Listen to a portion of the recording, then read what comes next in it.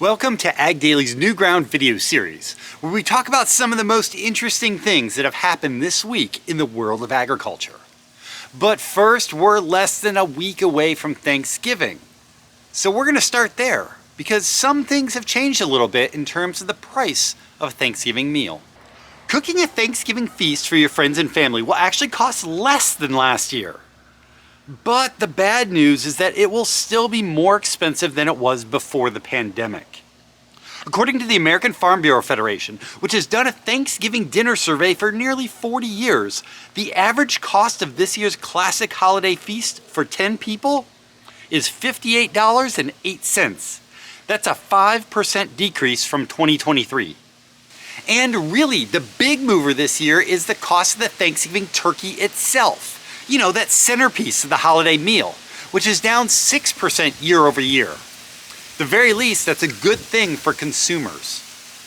Last year, we heard that some high-end automakers like Audi and BMW and Tesla wanted to remove AM radio from their vehicles. Even Ford got in on the action for a little bit until a massive backlash caused them to reverse course. When all of that went down, Congress pledged to step in, and they introduced the AM Radio for Every Vehicle Act, which would make AM radio standard equipment on every vehicle in the US. However, here we are, months and months down the road, and no tangible action has taken place. The reason manufacturers want to remove AM access is because of cost concerns and the fact that AM radio and electric vehicles don't really play well together.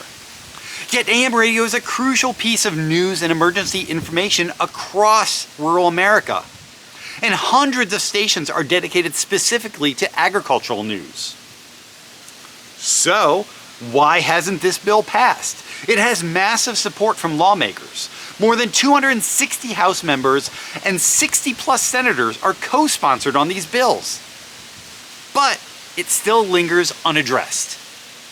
We talked with several experts, and it's very possible that some lawmakers don't want to introduce new regulations just because of the added burden and the potential for unintended consequences.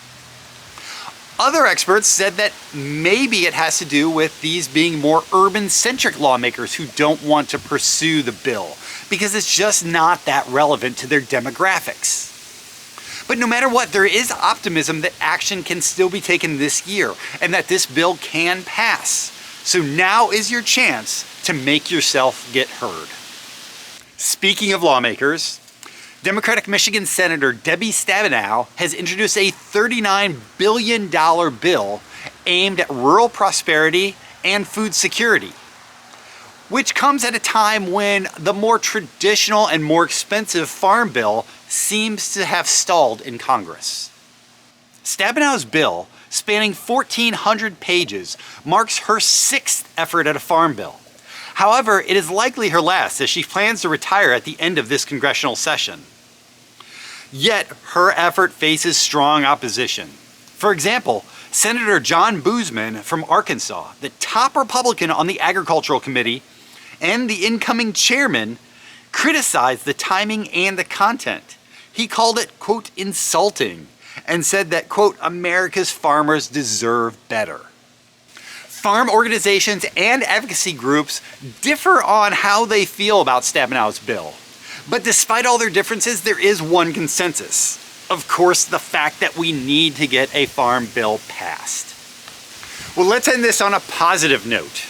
This week, Domino's announced 10 new scholarships at $10,000 each, focusing on students who are pursuing agricultural education in college and plan to be agricultural science teachers when they graduate. The new scholarship program was created in response to a need identified by FFA leaders and professionals in the industry. The need for more ag teachers to support FFA students and ultimately support future leaders in agriculture.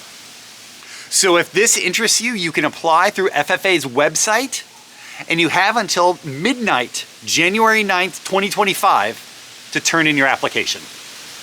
Well, that's it from us here at Ag Daily. Thank you for watching this video. You can always check out more video content on YouTube and on our Facebook page. And of course, you can go to agdaily.com for all of your daily news. Thank you and stay safe.